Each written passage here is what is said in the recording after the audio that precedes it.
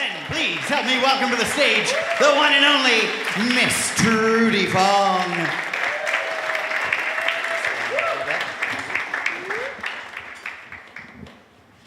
Or Mini Riki is what we're going to call you tonight. Mini Eureka.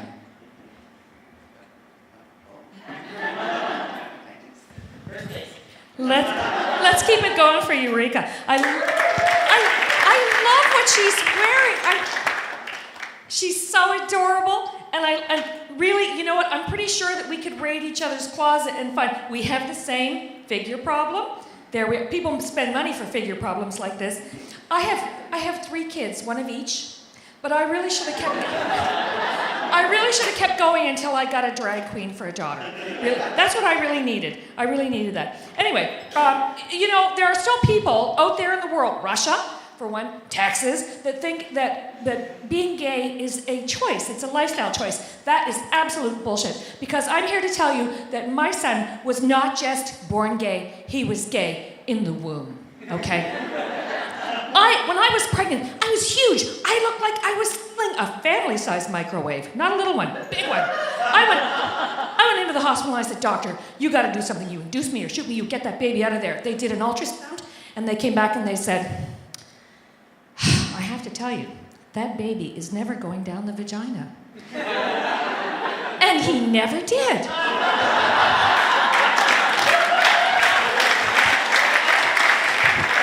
What was he doing up there? Floating around in the amniotic sac thinking, no. Does anyone smell fish?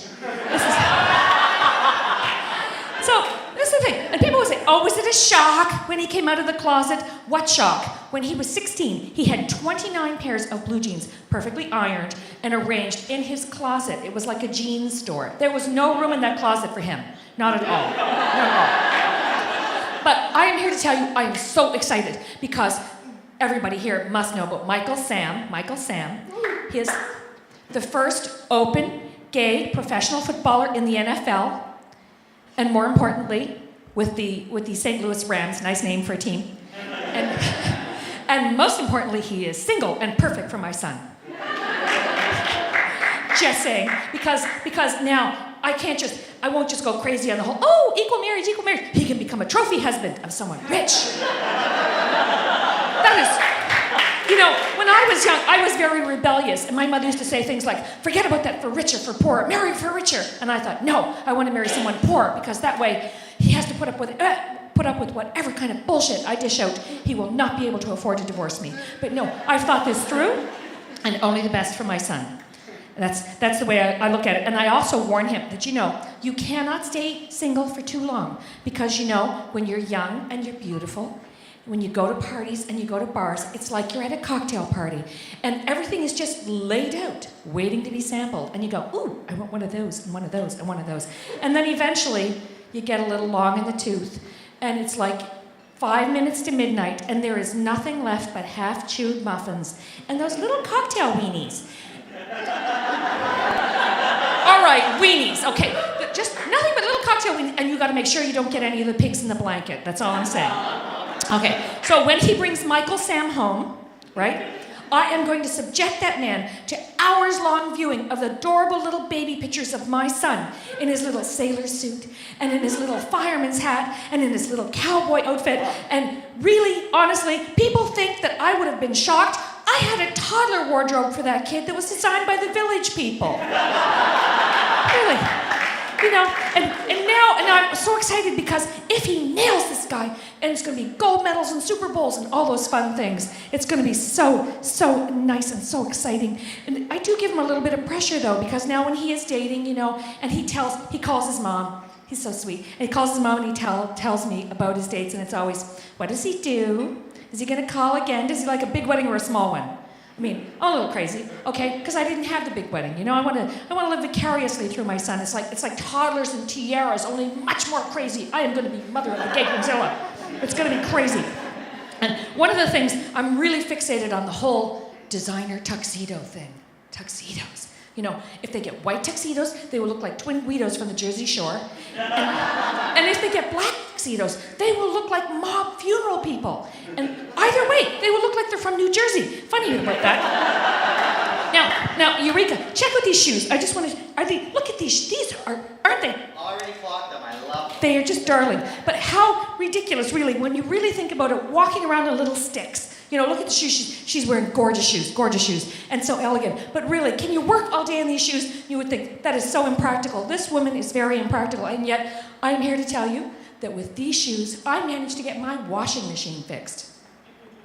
Along with a package of saran wrap, okay? And this is how it happened.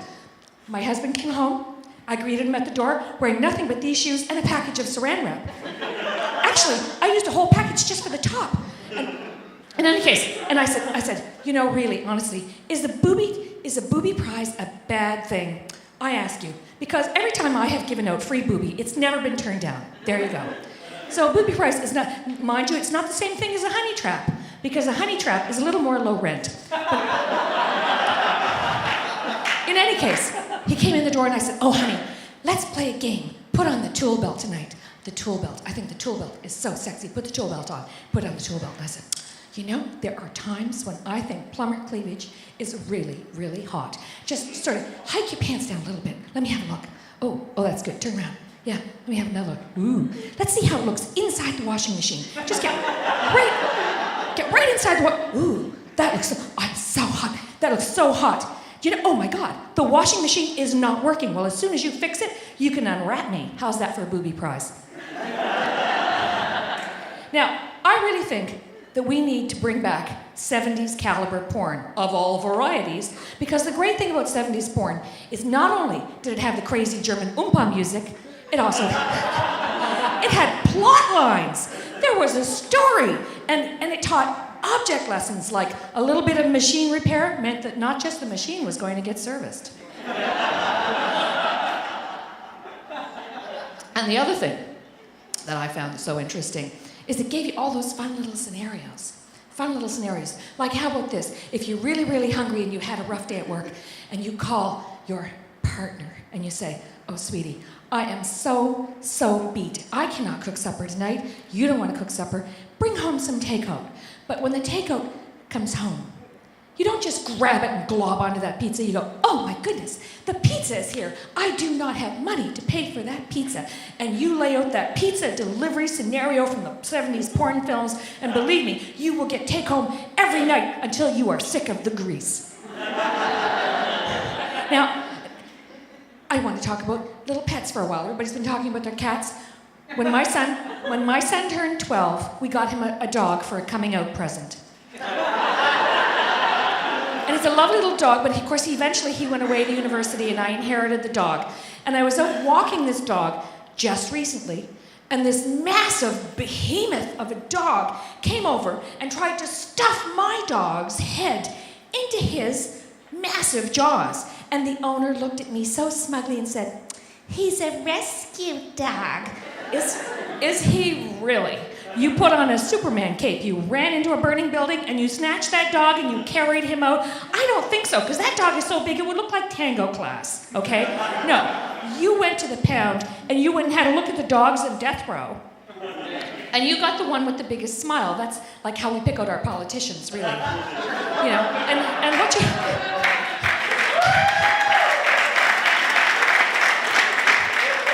What you have here is the Paul Bernardo of dogs, okay? That's just saying, that's your dog. But, you know, my sister-in-law, she has this totally case. She turned around to me and she said, you know, the kids, they wanted a dog, but I didn't want all that walking and relating, so I went to the pound and I rescued a very old cat that had a lot of mileage on it. Okay, now, she's trying to tell me about pussies with a lot of mileage. I know a lot about pussies with mileage. Just saying. But it got me thinking, you know, suppose you want to get married because you want the big party. You want the gifts. You want the ring. You just have to find somebody that's got a lot of mileage on them. Someone past their expiry date almost. You know, someone really, really ancient, because then you won't have to put up with them for too long. It's a really, really good idea. And you know, I really should have thought of this earlier, because You know, I have been married for so long, so many years. It's frightening. I can't tell you because I lie about my age and I got married when I was in the womb, so I just can't admit to it. But I wrote, it was so romantic, I wrote my own vows. These are my vows. I, Trudy Fong, having examined all the possibilities for unhappiness, have decided to make you my one big regret.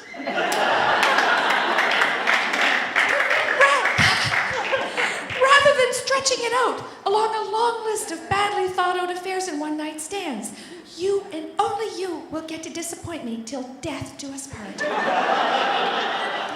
Anytime you sign a contract with death written right into it, you know it's not going to end well for somebody. Just saying. But it was so romantic. When I was young, you know, I met my husband in Quebec City underneath a big awning in an outdoor cafe during a thunder and lightning storm. I walked in from the woods, and he was sitting with a bunch of girls from Halifax. And you know, I just, oh my God, he was just, 18. So hot, so hot, so hot. And you know, my family was so strict. I was raised by the Cape Breton Taliban. My father, oh my God, he was a Mel Gibson Catholic, okay? Not just a Catholic. He believed that beating somebody about the head till the blood came down, he'd go, oh, the passion. He would say things to me like, talking to boys in the telephone will emit radio waves that will turn you into a Protestant. I mean, he was so strict. And my mother was old-fashioned Lebanese woman. Now, cast your memory back to when you got the birds and the bees talk. When I was 11 years old, my mother looked at me and said, you want to know how babies get in there? First, let me show you how babies get out. And she got out a medical school textbook and showed me pictures of nasty emergency C-sections and vaginal tears. That woman had old-fashioned Lebanese family values. But it didn't matter. I saw my husband across there, and I just thought to myself, I have yellow fever, and my daddy will hate you.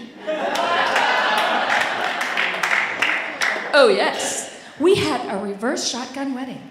They threatened to kill him if he did marry me. And the police planned our honeymoon. They said, get out of town. And you know, it was tough. It really was tough. But I have to say that after so many years of marriage, and you do so many things to keep it exciting. Oh, wigs, shoes, saran wrap. There are things you do, but eventually you'll run out of ideas. And I used to say to him, oh, honey, race will never have any effect on our relationship. And now I realize racial stereotypes are the foundation of our entire sex life, okay?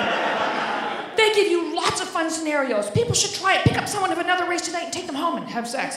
And it's like fabulous, fabulous things. How's this one? Is it our turn to play Japanese prisoner of war camp tonight? Oh, Commandant. I just can't. Oh, but I need to eat. Or how about this one?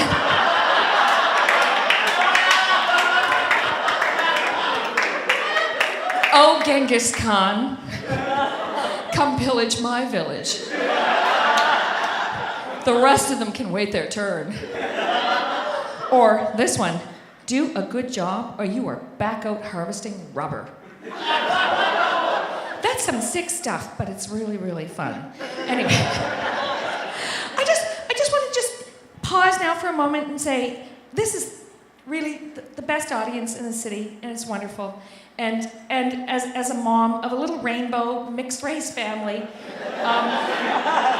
know, with every variety, the most important thing as a mother is for your kids to be happy. That's all that matters. That's all that matters. And I want all of my kids to have the same shot at happiness. All of them. And I want every mother out there to know that their kids, no matter what orientation or variety or color or whatever, has the same shot at happiness as everybody else. And that's really what it's all about. So happy Pride, everyone. Let's bring Erica back out. The lovely Trudy Fong, ladies and gentlemen.